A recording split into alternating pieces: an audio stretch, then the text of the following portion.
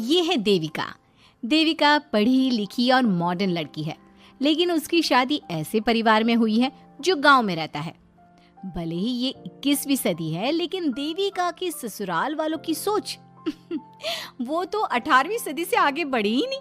आइए जानते हैं क्या होगा जब शहर की पढ़ी लिखी और मॉडर्न लड़की फंस जाएगी संकीर्ण मानसिकता वाले माहौल में। सागर, ये तुम्हारे गांव में सबने इतने लंबे लंबे घूंघट क्यों कर रखे हैं? और ये सब मुझे इतना घूर घूर कर क्यों देख रहे हैं? अरे यार, तुम भी घूंघट कर लो ना, इसीलिए तो देख रहे हैं सब तुम्हें। कम ऑन सागर, मैं घूंघट नहीं कर सकती। तुम्हें पता है ना मैं कौन हूँ। लेकिन देविका, मेरे पिताजी, चाचा जी, बड़े भैया और जीजा जी ने तुम्हें बिना घूंघट के देख लिया ना तो बहुत गुस्सा होंगे और न जाने कौन कौन से फरमान सुनाएंगे। घर चलो, देखा जाएगा जो होगा। सागर देविका से कई बार कहता है कि वो घूंघट कर ले, लेकिन देविका सागर की नहीं सुनती और अपने ससुराल के दरवाजे पर पहुंच जाती है। जब देविका वहां पहुंचती है तो देखती है कि उसकी सास बिमला, चाची सास कम्मो और जेठानी सुजाता ने लंबा सा घूंघट कर रखा था, पर उनकी ननद वीना ने घूंघट नहीं किया हुआ था। लेकिन हाँ, उसने सर पर सलीकी के साथ दुपट्टा जरूर ओढ़ा हुआ था। सागर अपनी पत्नी को सबसे मिलवा रहा होता है, तभी सागर के पिता जोगिंदर बोलते हैं, सागर, तूने बहू को इस घर के तौर तरीके नहीं समझा। हमारे घर की औरतें बिना घूंघट के किसी पर आए मर्द के सामने नहीं आती और तू इसे ऐसे ही ले आया। अब पिताजी, मैं समझा दूंगा।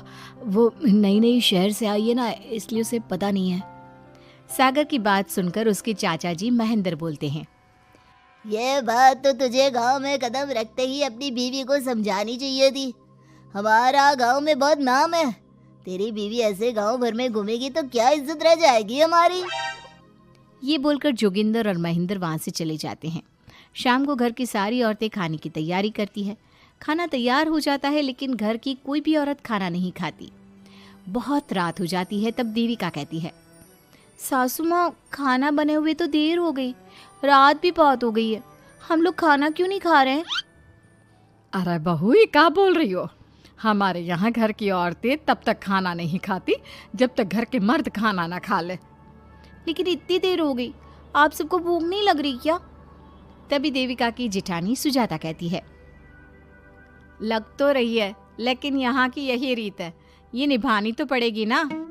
भाभी जी, ये रीत नहीं है, औरतों को प्रताड़ित करने का एक तरीका है। अगर इस घर के आदमी पूरी रात नहीं आए तो पूरी रात खाना नहीं खाओगी क्या? देविका ये बोलकर सीधा सागर के पास जाती है। सागर उसे समझाता है, देविका, यहाँ ऐसा ही होता है, तुम थोड़ा सब्र कर लो, पिताजी और चाचा जी आते ही होंगे, फिर हम सब खाना खाएंगे। सागर देविका को समझा ही रहा था, तभी देविका की ननद वीना आकर कहती है, सागर, खाना खाने आ जाओ, पिताजी और चाचा जी आ गए हैं। चलो देविका, तुम्हारा इंतजार खत्म हुआ। सागर खाने के लिए बैठ जाता है। जब सब खाना खाने बैठते हैं तो देविका भी बैठ जाती है। सागर धीरे से उसे कहता है, अरे देविका, ये क्या कर रही हो? तुम इस तरह हमारे साथ खाना नहीं खा सकती। मगर क्यों सागर, मुझे भूख लगी है, सब लोग खा रहे हैं तो मैं क्यों नहीं खा सकती? ये हमारे घर का नियम है, पहले घर के आदमी खाते हैं और बाद में औरतें। लेकिन सागर, हमारे घर में तो ऐसा कोई नियम नहीं है। देविका और सागर में बहस छिड़ जाती है। तब सागर का बड़ा भाई कहता है, सागर, तेरी बीवी को एक बार में समझ में नहीं आता क्या कि इस घर की औरतें मर्दों के खाना खाने के बाद ही खाना खा सकती है? भैया, मैं देविका को यही समझा रहा था। मुझे तो लग रहा है कि इसके दिमाग में कोई बात ही नहीं बैठती एक बार में। भैया, मेरे दिमाग में बात तब बैठेगी ना जब आपकी बात कोई ढंग की होगी।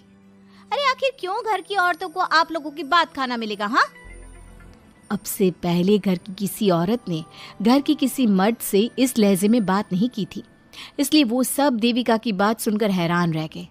तभी सागर की जीजा और वीना के पति कल्याण जी कहते हैं, ये क्या है सागर, इस घर की दीवारों को औरतों की इतनी ऊंची आवाज सुनने की आदत नहीं है। अपनी बीवी को बोल जरा होश से काम ले और चुपचाप चली जाए। क्यों चली जाऊं मैं चुपचाप? इस घर की औरतें आपकी हर बात बर्दाश्त कर लेंगी, लेकिन मैं शहर की पढ़ी लिखी लड़की हूँ। आपके कोई भी फालतू के रीति रिवाज मैं नहीं बर्दाश्त करने वाली। इस तरह देविका ने सारे घर की औरतों के लिए मिसाल पैदा कर दी। जोगिंदर के घर में पहली बार किसी महिला ने विरोध का स्वर उठाया है, ये बात घर के किसी मर्द को बर्दाश्त नहीं हो रही है।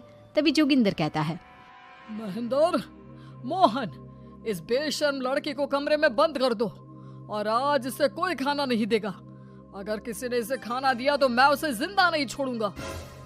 महेंद्र और मोहन उसे कमरे में बंद कर देते हैं और उसे खाना भी नहीं देते। रात के 3 बज जाते हैं। भूख की वजह से देविका को नींद भी नहीं आती। तभी उसे कुछ महसूस होता है। ऐसा लग रहा है कोई दरवाज़ा खोल रहा है, लेकिन इतनी रात को कौन हो सकता है? कहीं सागर तो नहीं? देविका उम्मीद भरी नजरों से दरवाजे की तरफ देखती है, लेकिन दरवाजा खोलने वाला सागर नहीं बल्कि विमला और कम्मो है। माँ जी, चाची जी, आप दोनों? बहू, ये ले, हम तेरे लिए खाना लाए हैं, खा ले। और ये बात ना तो किसी को बताना मत कि हमने तुझे खाना दिया है, नहीं तो हमारे मर्द मार मार कर हमारा बुरा हाल कर देंगे।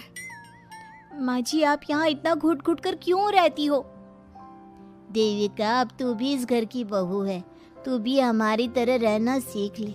इस घर के कायदे कानून अपना ले। इस घर के मर्द तो कभी बदलने वाले हैं नहीं बहू, तो तू ही बदल ले अपने आप को। माँ जी, बदलाव अच्छे के लिए हो तो हमें बदलना चाहिए, बेकार और बेतुकी की बातों का तो विरोध करना चाहिए। दोनों ने देविका को समझाने की कोशिश की, लेकिन देविका ने उल्टा उन्हें ही समझा दिया। इसी तरह एक दिन देविका किसी बात पर जोर जोर से हंस रही थी। तभी देविका की सास विमला ने उसे टोकते हुए कहा, अरे बहू, तू इतनी जोर जोर से क्यों हंस रही है? हमारे घर की औरत इतनी जोर जोर से नहीं हंसती। विमला अपनी बहू को समझा रही थी कि तभी महेंद्र बोलता है, अरे कम्मो, कौन है ये औरत जो बेशर्मों की तरह जोर जोर से हंस रही है? तभी कम्मो और देविका बाहर आ जाती हैं।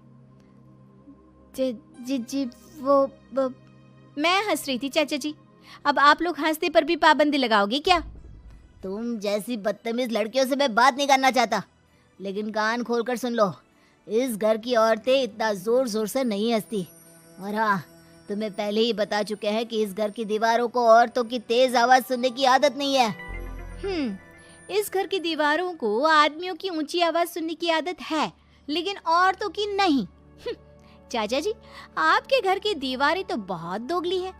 हर पाबंदी औरतों के लिए क्यों चाचा जी? औरतें ये नहीं कर सकती, औरतें वो नहीं कर सकती। औरतें सांस ले सकती है या उस पर भी पाबंदी है? चुप हो जाना बहू, मत बोल और घूंघट कर ले। ये तेरे चाचा ससुर है, थोड़ा तो लिहाज कर। कम्मो के समझाने पर भी देविका चुप नहीं होती। वो महेंद्र से ऐसे ऐसे सवाल पूछती है जिनका जवाब उसके पास होता ही नहीं। महेंद्र गुस्से से सागर को आवाज़ देता है। महेंद्र की आवाज़ सुनकर घर के सभी आदमी बाहर आ जाते हैं। जी चाचा जी, आपने बुलाया? अपनी मुंह जोर बीवी को यहाँ से ले जाने तो कुछ अनर्थ हो जाएगा। क्या हुआ चाचा जी? तेरी बीवी जिस तरह से मुझसे बात कर रही है, छोटे बड़े की तमीज नहीं है इसे। कम से कम 7 दिन तक ये कमरे से बाहर नहीं निकलनी चाहिए। अगर इसे मैंने कमरे से बाहर देख लिया तो किसी की खैर नहीं, समझे? पर मैंने कुछ गलत नहीं बोला। सागर, जो सच है मैंने वही कहा है। देविका, चलो मेरे साथ। लेकिन सागर, मेरी बात तो सुनो। सागर देविका को वहां से ले जाता है। इसी तरह से कई दिन बीत गए। अब देविका अपने ससुराल में हर गलत बात का विरोध करने लगी, लेकिन जितना ज्यादा वो विरोध करती, उसके ससुराल वाले उस पर उतना ही ज्यादा अत्याचार करते। अब देखना यह है कि देविका अपने ससुराल वालों के अत्याचार को यूं ही सहती रहेगी। क्या उसके ससुराल में घूंघट में औरतों का दम इसी तरह घुटता रहेगा? अगर आप इन सवालों के जवाब जानना चाहते हैं ना, तो हमें कमेंट करके ज़रूर बताइएगा। और हमारी स्टोरी को लाइक, शेयर और चैनल को सब्सक्राइब करना ना भूलें।